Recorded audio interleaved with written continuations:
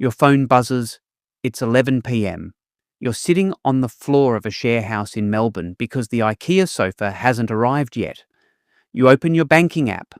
$4,200 left. You just paid $3,200 for your first month's rent and bond on a room with a window that doesn't fully close. You haven't even bought groceries yet. You haven't paid for your Mikey. You haven't eaten anything that wasn't from a 7-Eleven in 4 days. And you keep thinking about the $4,910 visa fee you already paid just to get here. The same number keeps running through your head. You're down nearly $8,000 before you've earned a single Australian dollar. But here's what nobody told you. That feeling of being completely out of your depth? That's not your fault. The system is actually designed to make you feel exactly this lost. So what do you actually need to know before you step off that plane? And more importantly, what do you wish someone had told you 6 months ago? Here's the thing most migration agents won't say out loud.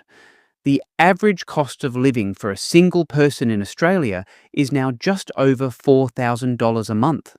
But the median weekly income is only $1,436. Do the maths.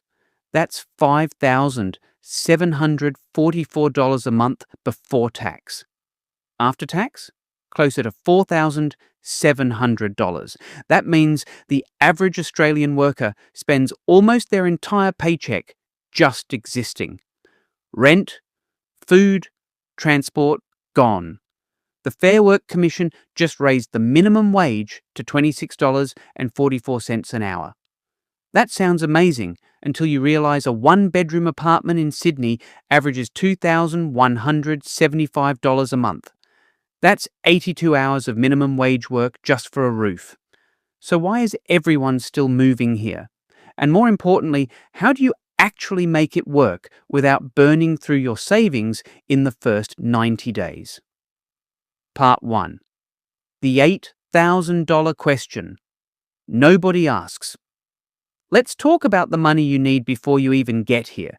The skilled visa alone costs $4,910 for the main applicant. Add a partner, that's another $2,455. Add a kid under 18, $1,230 more. That's before you book a flight, before you pay for the medical exam, before you get your documents translated and certified. By the time you land, you're easily $7,000 to $10,000 in the hole. And then rent hits. Bond is usually 4 weeks' rent. First month's rent is another 4 weeks. So on that $700 a week national average rent, you're handing over $5,600 before you've slept one night. That's the part that catches everyone. 2 Australians start the exact same journey. One arrives with $15,000 saved. The other arrives with $8,000. The first one makes it through the first 3 months without panic. The second one is eating 2-minute noodles and calling home for money by week 6. Here's the question you need to answer before you book that flight. Can you survive 4 months without a job? Because that's how long it's actually taking most skilled migrants to find work in their field. What's your real number? Part 2. The rental market that eats hope. Brisbane has a vacancy rate of 0.9%. Perth is at 0.6%. Darwin hit 0.3%. That's 75 properties available for an entire city. A healthy rental market sits around 3%. Australia is nowhere near that. What this means for you is brutal. You cannot afford to be picky. You cannot afford to wait. You cannot afford to inspect a place and think about it overnight because it will be gone by morning. The national combined rent average is now $700 a week.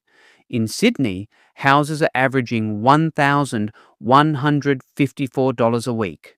In Brisbane, rents are up 9.1% year on year. Now imagine 2 migrants arrive on the same day.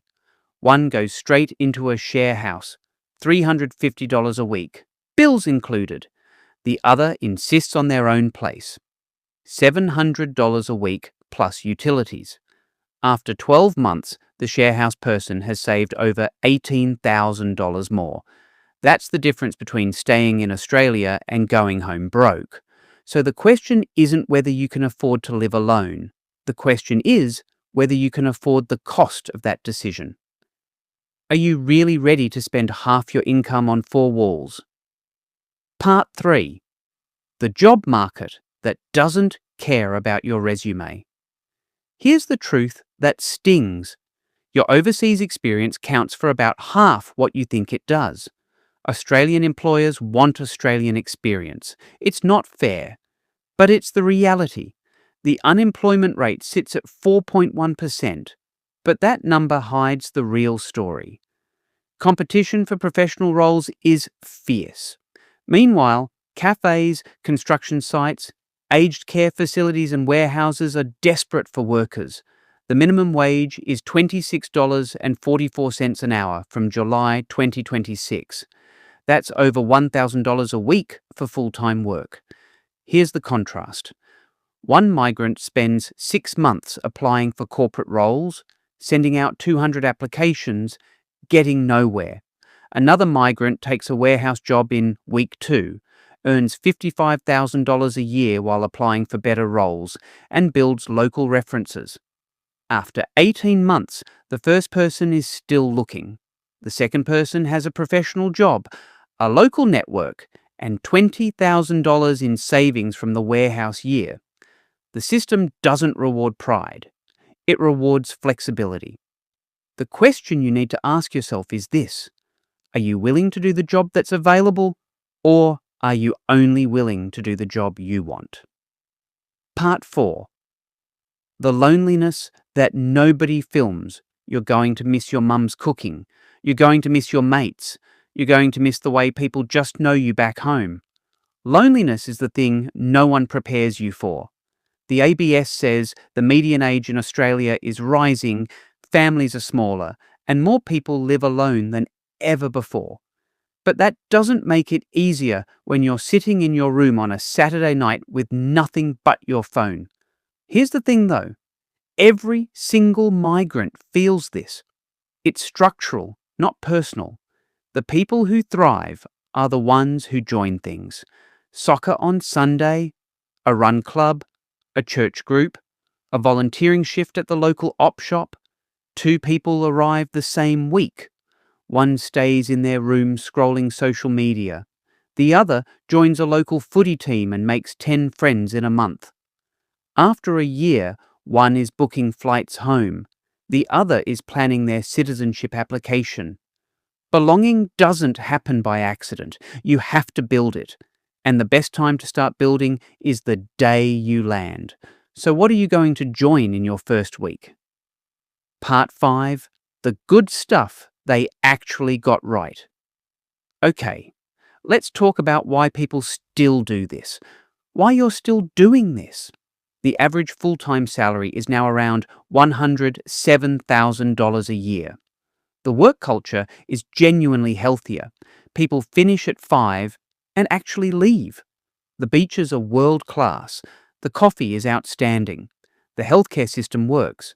The superannuation system means your employer puts 11.5% of your salary into savings you can't touch until retirement. That's money growing tax-free for decades. Contrast 2 people. One stays in their home country, earning $50,000 with no retirement system. One moves to Australia, earns $80,000, gets super on top, and builds a $500,000 nest egg by retirement. The difference isn't just money. It's freedom. It's options. It's not worrying about what happens when you're old. Yes, the first year is brutal. Yes, you will cry. Yes, you will question every decision you made. But the people who push through, they don't regret it. The question isn't whether it's hard. The question is whether the life on the other side is worth the struggle. And for most people, it absolutely is. So here's what you actually need to know. Bring more money than you think, at least $15,000. Expect to share a house for at least the first year. Take any job that pays, even if it's beneath your qualifications. join something in your first week. And remember that every single person who made it here felt exactly what you're feeling right now. The system is hard. The rental market is broken. The job market is frustrating. But the life on the other side, the lifestyle, the safety, the opportunity, the future, that's real. That's why people keep coming. That's why you're coming. The question is whether you're prepared for the reality, not the Instagram version, the real version. And now you actually know what it looks like. So pack your bags, save your money, and get ready. Because Australia is waiting. And it is absolutely worth it, but only if you're ready for what's actually coming.